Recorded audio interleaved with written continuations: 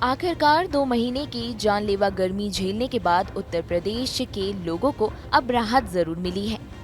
पूरे उत्तर प्रदेश में बूंदाबांदी का दौर शुरू हो चुका है।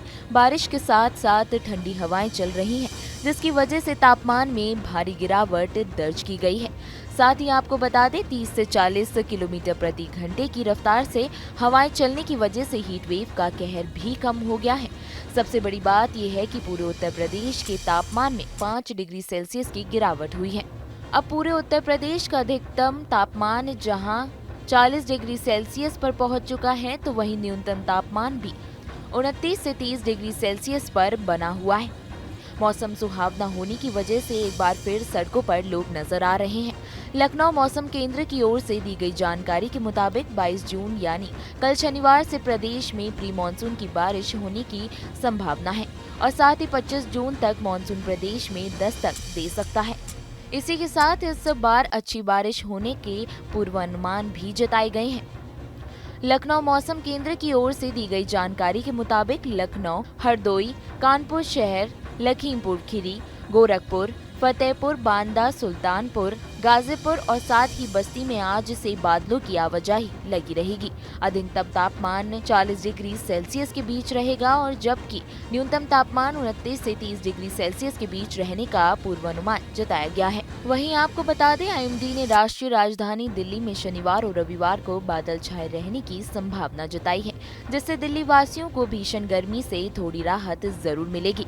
केंद्रीय प्रदूषण नियंत्रण बोर्ड के अनुसार दिल्ली में सुबह 9 बजे वायु गुणवत्ता सूचकांक मध्यम श्रेणी में दर्ज की गई है। उत्तर प्रदेश के कई इलाकों के साथ साथ दिल्ली के भी कई इलाकों में शुक्रवार को बारिश हुई, जिससे लोगों को चिलचिलाती गर्मी से राहत जरूर मिली है।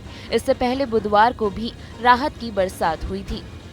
वहीं राजधानी और उसके आसपास पश्चिमी विक्षोभ सक्रिय हुआ है, जिसकी वजह से मौसम में बदलाव आया है। बारिश ने लोगों को भीषण गर्मी और लू के थपेड़ों से राहत दी है। इसके अलावा तापमान में गिरावट आई है। सुबह से ही आसमान में बादलों का डेरा रहा है और साथ ही न्यूनतम तापमान 28.4 डिग्री सेल्सियस दर्ज किया गया है, जो इस मौसम के लिए सामान्य तापमान है। वहीं अधिकतम तापमान 40 डिग्री सेल्सियस के आसपास रहने का अनुमान जताया गया है।